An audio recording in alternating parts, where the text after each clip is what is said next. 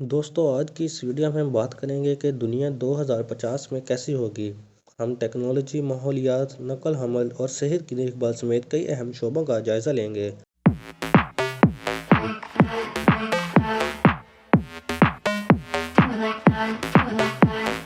2050 تک ہم توقع کر سکتے ہیں کہ ٹیکنالوجی نمایاں طور پر ترقی کر چکی ہوگی۔ ہم ایک اہم شعبہ جس میں یقینی پیش رفت دیکھنے کا امکان رکھتے ہیں وہ ہے مصنوعی ذہانت۔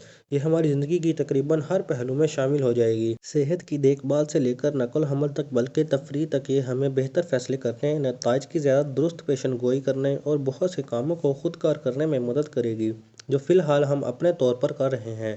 ایک اور شعبہ جہاں ٹیکنالوجی کی ترقی کا امکان ہے وہ ہے خلائی تحقیق۔ 2050 تک ہم انسانوں کو مریخ پر اترتے ہوئے دیکھیں گے اور شاید اس پر کالونیاں بننا شروع ہو جائیں گی۔ ہم ناقابل استعمال راکٹس کی ترقی میں بھی نمایاں پیش رفت دیکھ سکتے ہیں، جو انہیں دوبارہ استعمال کرکے خلائی سفر کو زیادہ آسان، سستا اور قابل رسائی بنائے گا۔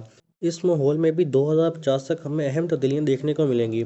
موسمیاتی تبدیلی، بڑھتی ہوئی تشویش کے ساتھ ہم قابل تجدید توانائی کے ذرائع جیسے شمسی اور ہوا کی طاقت پر زیادہ توجہ دینے کی توقع کر سکتے ہیں۔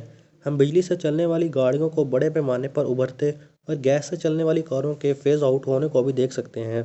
2050 تک ٹرانسپورٹ میں بھی اہم تبدیلیاں دیکھنے کو ملیں گی۔ خود بخود چلنے والی کاروں کی ترقی کے ساتھ ساتھ ہم سڑک پر حادثات اور اموات میں بھی نمایاں کمی دیکھ سکتے ہیں۔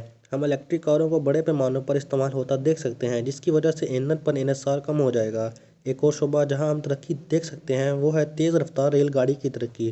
2050 تک ہم بڑے شہروں کو جوڑنے والی تیز رفتار ٹرینوں کا ایک نیٹ ورک دیکھ سکتے ہیں، جو سفر کو تیز، زیادہ سستی اور زیادہ مؤثر بنا دے گا۔ آخر کار 2050 تک صحت کی دیکھ بھال میں نمایاں پیش رفت دیکھنے کو ملے گی۔ نئی ٹیکنالوجیز اور علاج کی ترقی کے ساتھ ساتھ ہم بہت سی بیماریوں کا خاتمہ ہوتا دیکھ سکتے ہیں، جیسے کہ طاعون وغیرہ۔ ہم ذاتی طور پر ادویات کے میدان میں بھی اہم پیش رفت دیکھ سکتے ہیں، جہاں علاج کسی فرد کے منفرد جینیاتی میک اپ کے مطابق بنائے جائیں گے۔